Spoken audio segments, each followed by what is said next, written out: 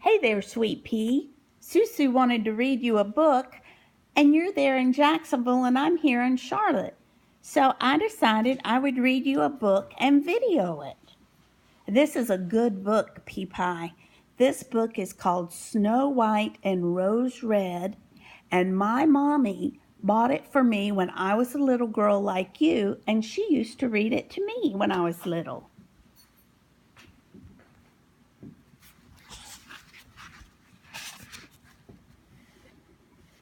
So here we are. We open up and we see a bear in the woods and bunnies and a bluebird and a little deer peeking around a tree. Do you see it?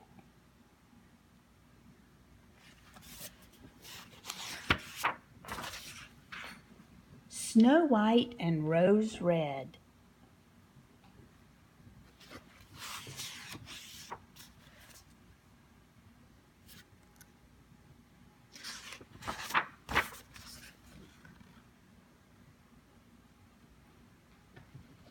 There was once a poor widow who lived in a little cottage with her 2 children, Snow White and Rose Red. They were so named because they were like the flowers on the 2 rose bushes which grew in front of the cottage. These 2 children were as good as any children in the world. They loved each other dearly and agreed that they would never separate.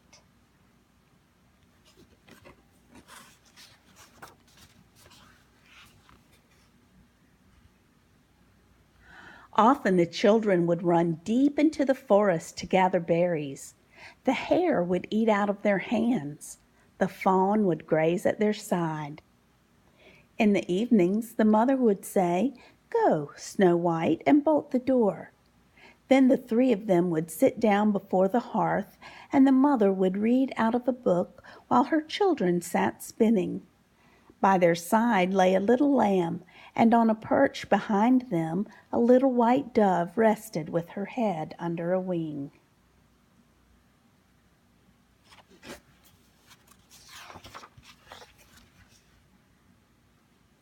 One evening, when snowflakes were falling, there was a knock at the door. Rose Red drew the bolt, and a great bear poked his head in.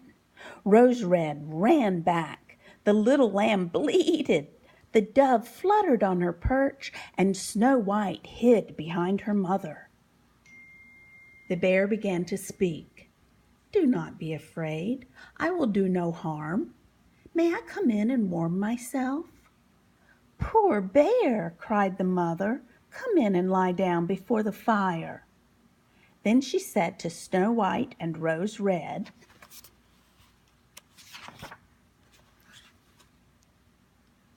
"Come here, my daughters. The bear will not harm you." Soon the lamb and the dove, too, overcame their fears and welcomed the visitor. "Children," said the bear, "please clean the snow off my coat." Snow White and Rose Red swept the snow off with their brooms. Then the bear stretched himself before the fire. The children played with the clumsy animal. They pulled his long, shaggy hair. They set their feet upon his back and rolled him to and fro. The bear bore all their tricks good-naturedly, and if they hit too hard, he called out, "Leave me my life, you children, Snow White and Rose Red, or you will never wed."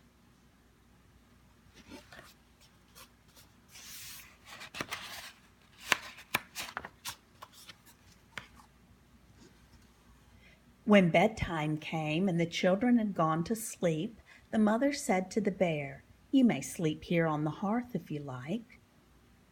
In the morning the bear trotted away over the snow, but in the evenings he returned at a certain hour. He would lie down on the hearth and allow the children to play with him.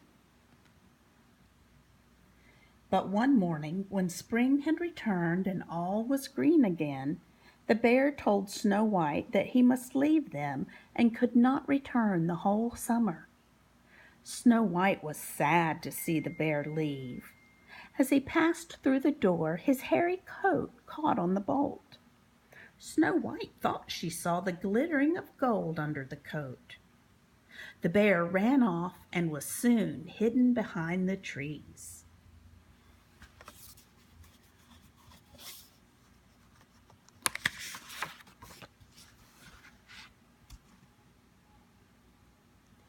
Sometime later, the mother sent the children into the wood to gather sticks. They came to a tree lying across the path, and there was a dwarf with a wrinkled face and a snow-white beard. The end of his beard was caught in a split of the tree, and the little man was trying to free himself. He glared at the children. "Are you going to pass by without offering to help me?" "What have you done, little man?" asked Rose Red. "I wanted to split the tree to get some wood for my fireplace, and my beard got caught." The children tried to free the dwarf, but without success. Finally, Snow White pulled her scissors from a pocket and cut off the end of the beard. As the dwarf was freed, he snatched up his sack. The children saw that it was filled with gold. He threw it over his shoulder and marched off, grumbling, "Stupid people to cut off a piece of my beautiful beard."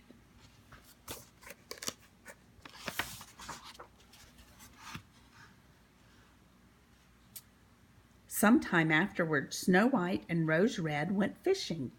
As they came near the pond, they saw the same dwarf hopping about on the bank. "What are you doing?" asked Rose Red. "You will fall into the water." "I am not quite such a simpleton as that," replied the dwarf. "Don't you see that my beard is caught in my fishing line, and this fish is pulling me in?" Snow White and Rose Red tried to untangle the dwarf's beard, but they could not. So Snow White pulled out her scissors again and cut off another piece of the little man's beard.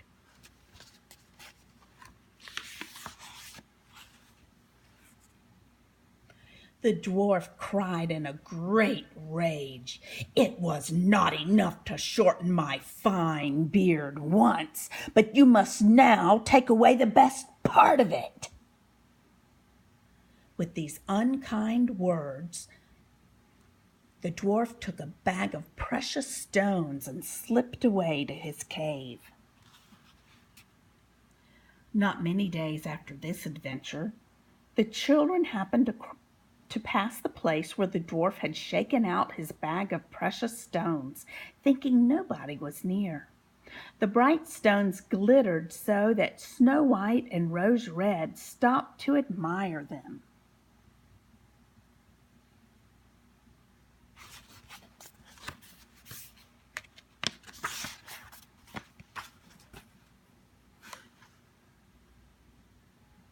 The dwarf suddenly appeared. "Why do you stand there gaping?" he raged. Suddenly there was a loud roaring noise, and a great bear came running out of the forest. The dwarf jumped up, but he could not reach his cave before the bear overtook him. "Spare me, my dear Prince Bear," the dwarf cried out in fear. "I will give you all my treasures. What have you to fear from a little man like me? There are 2 wicked girls. Take them instead." But the bear gave the dwarf a single blow with his paw. The bad-hearted dwarf did not move again. The children were running away, and the bear called after them, "Snow White, Rose Red, do not be afraid. Wait, and I will go with you."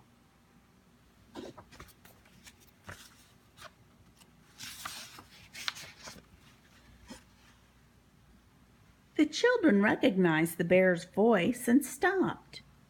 To their great surprise, his rough coat fell off, and there stood a tall man dressed entirely in gold. "I am a king's son," he said, "bewitched by that wicked dwarf who stole all my treasures to wander in the forest in the form of a bear until his death released me." In time, Snow White was married to the prince and Rose Red to his brother. Together they shared the large treasure which the dwarf had collected. The mother also lived happily for many years with her 2 children. The rose bushes by the cottage were replanted in front of the palace.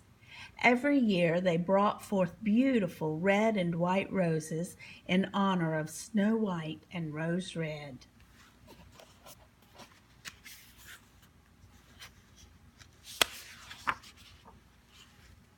And there we have the lammy and the dove. And we have the red rose and the white rose for Snow White and Rose Red. Did you like this story, P? This was one of my favorite stories when I was a little girl. I love you. Mwah.